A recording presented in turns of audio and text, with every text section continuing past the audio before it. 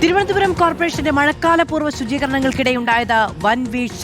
ആമയിഴഞ്ചാൻ തോട് വൃത്തിയാക്കുന്നതിനിടെ പൊളിച്ച സംരക്ഷണ ഭിത്തി പുനർനിർമ്മിക്കാതിരുന്നതോടെ തോട്ടിലെ മലിനജലം കടകളിലേക്ക് ഇരച്ചുകയറി. ലക്ഷങ്ങളുടെ നാശനഷ്ടമുണ്ടായെന്ന് വ്യാപാരികൾ ആരോപിക്കുമ്പോൾ പരാതി കിട്ടിയിട്ടില്ല എന്നാണ് മേയറുടെ വിശദീകരണം. ഒറ്റമഴയിൽ പഴവങ്ങാടി മേഖലയിലെ വ്യാപാരികൾക്ക് നേരിടേണ്ടി വന്നത് ലക്ഷങ്ങളുടെ നഷ്ടം. ആമയിഴഞ്ചാൻ തോട് വൃത്തിയാക്കുന്നതിന്റെ ഭാഗമായി പഴവങ്ങാടി ഇരുമ്പുപാലത്തിന് സമീപത്തെ സംരക്ഷണ ഭിത്തി പൊളിച്ചെങ്കിലും പിന്നീട് പുനർനിർമ്മിച്ചില്ല.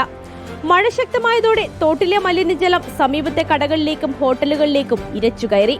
വെള്ളം കടകളിലേക്ക് കയറുമെന്ന് നേരത്തെ തന്നെ കോർപ്പറേഷനെ അറിയിച്ചിരുന്നുവെന്നാണ് വ്യാപാരികളുടെ ആരോപണം.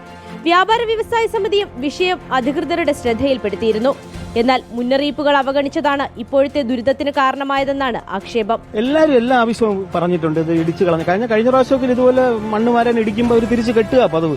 അതേസമയം ഇത്തരമൊരു പരാതി തനിക്ക് ലഭിച്ചിട്ടില്ലെന്ന് Thiruvananthapuram corporation mayor V Rajesh റിപ്പോർട്ടറിനോട് പ്രതികരിച്ചു. കടക്കാർ അവിടെ വലിച്ചെറിയുന്ന പ്ലാസ്റ്റിക്കാണോ വരുന്നത്, അത് മാറ്റാൻ വേണ്ടി ജീവനക്കാരെ നിർത്തിയിട്ടുണ്ട്. ഞങ്ങൾ നിർത്തിയ ജീവനക്കാരാണല്ലോ ഇപ്പോൾ അത് മാറ്റിക്കൊണ്ടിരിക്കുന്നത്. അങ്ങനെ ഇടപെടാൻ പറ്റുന്ന തരത്തിലുള്ള കാര്യങ്ങൾ ഇടപെട്ടുകൊണ്ടിരിക്കുകയാണ്. പക്ഷേ ആത്യന്തികമായി പ്രശ്നം പരിഹരിക്കണമെങ്കിൽ ആമയിഴഞ്ചാൻ തോടും പാർവതി പുത്തനാറും പെർമനന്റ് ആയിട്ടൊരു സൊല്യൂഷൻ കണ്ടെത്തണം. അതിന് ബൃഹത്തായ പദ്ധതികൾ സംസ്ഥാന സർക്കാർ ഉൾപ്പെടെ ഇടപെട്ട് ആവിഷ്കരിക്കും. വെള്ളം കയറിയതിന് പിന്നാലെ താൽക്കാലികമായി മണൽചാക്കുകൾ അടുക്കി രാത്രി തന്നെ പ്രതിരോധം തീർത്തിരുന്നു. സംഭവം വിവാദമായതോടെ ഇന്നു മുതൽ തോടിന്റെ സംരക്ഷണ ഭിത്തിയുടെ നിർമ്മാണ പ്രവർത്തനങ്ങൾ ആരംഭിച്ചു. റിപ്പോർട്ടർ, തിരുവനന്തപുരം.